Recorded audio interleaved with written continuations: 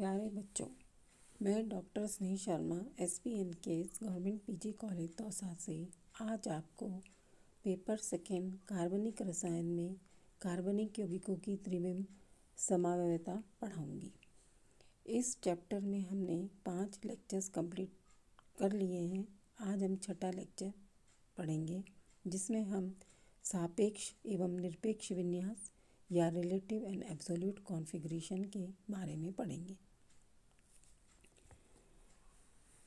Configuration और conformation ये दो डिफरेंट टर्म्स हैं। कॉन्फ़िगरेशन का मतलब होता है विन्यास। एक असममित कार्बन परमाणु युक्त यौगिक के दो विन्यास संभव हैं। सीधे शब्दों में कहा जाए कि यदि एक किरल केंद्र है तो दो डिफरेंट फॉर्म्स होते हैं,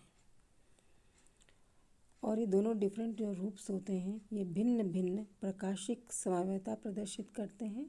और इनमें से एक वाम घूर्णक होता है और दूसरा दक्षिण ध्रुवण घूर्णक होता है। यानी एक डेक्स्ट्रो रोटेटरी होता है, दूसरा लीवो रोटेटरी होता है। अब इस विन्यास को प्रदर्शित करने के लिए कि कौन सा डेक्स्ट्रो होगा, कौन सा लीवो होगा, रोजेनॉफ नामक वैज्ञानिक ने ग्लिसरल्डिहाइड को स्वेच्छा से एक स्टैंडर्ड के रूप में चयन किया। ग्लिसरल्डिहाइड के दो विन्यासों में से एक को कैपिटल डी और दूसरे को एल ग्लिसरल्डिहाइड कहा गया।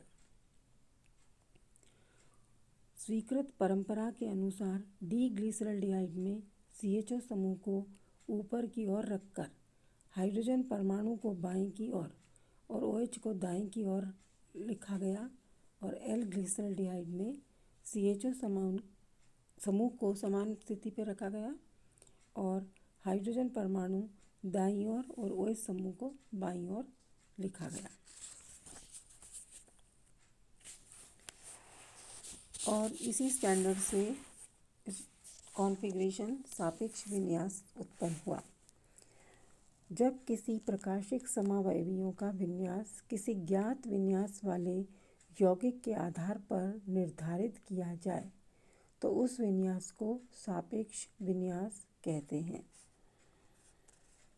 इस प्रकार के यौगिक जो ग्लिसरल्डिहाइड से बनाए जा सकते हैं या उसमें बदले जा सकते हैं, उन्हें डी श्रेणी के यौगिक कहा जाता है, और जो यौगिक एल ग्लिसरल्डिहाइड से बनाए जा सकते हैं या यदि उनमें कन्वर्ट किए जा सकते हैं तो एल श्रेणी के यौगिक कहलाते हैं। जब एक से अधिक असममित कार्बन परमाणु वाले यौगिक का सापेक्ष विन्यास लिखते हैं तो ग्लिसरल्डिहाइड का असममित कार्बन परमाणु सदैव तल में रखा जाता है और अणु का शेष भाग इस इकाई के ऊपर निर्माण किया जाता है।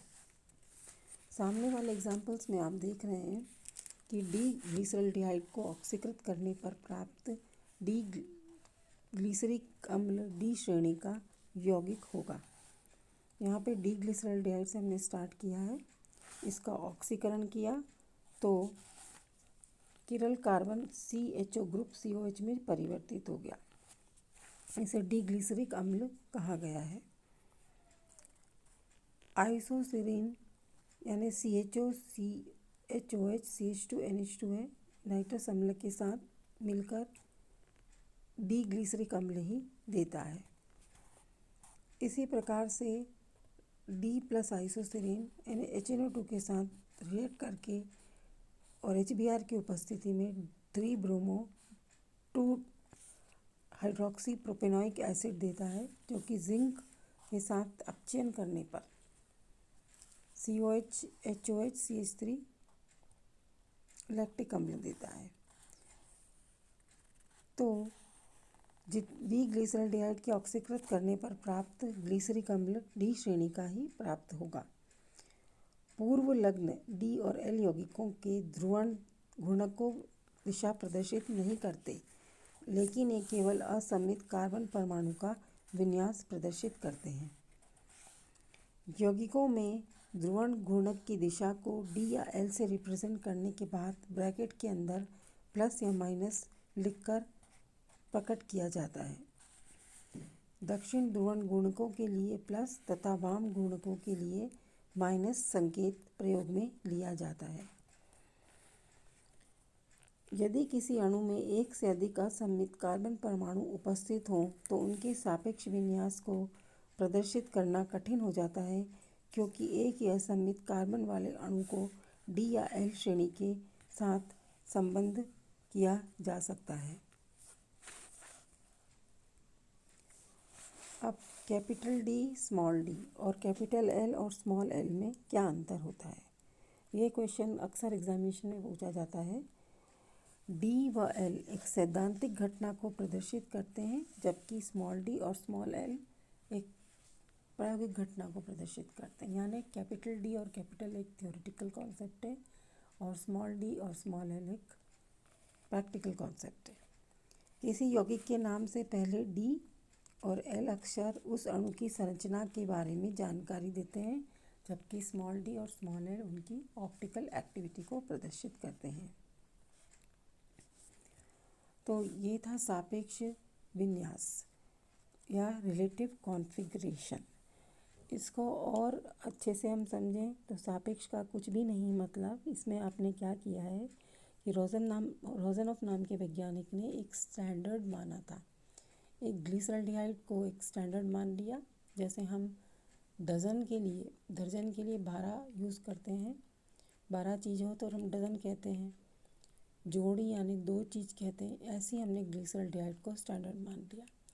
ग्लिसरॉल्डिहाइड में जो भी पोजीशन है हाइड्रोजन OH की, अगर सीधे हाथ की ओर हो तो डी, उल्टे हाथ की ओर हो तो कैपिटल एल।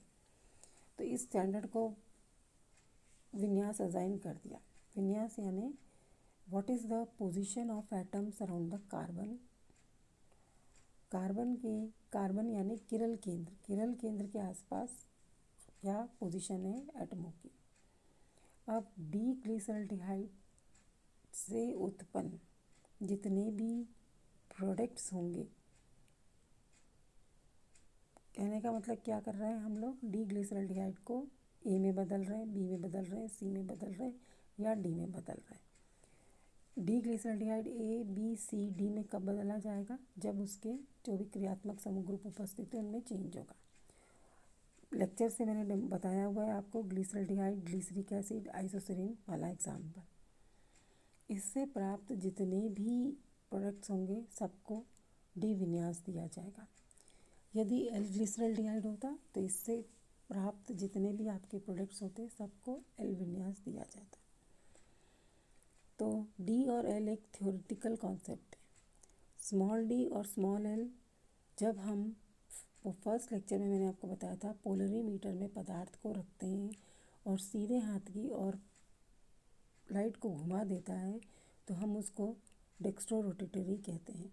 और यदि उल्टे हाथ की ओर अगर लाइट का पथ डाइवर्ट हो जाता है तो एलिवोरोटेटरी कहते हैं। तो प्रकाशिक जो ध्रुवण गुणकता है इसको स्मॉल डी और स्मॉल एल से रिप्रेजेंट किया जाता है और ये एक प्रैक्टिकल कॉन्सेप्ट है।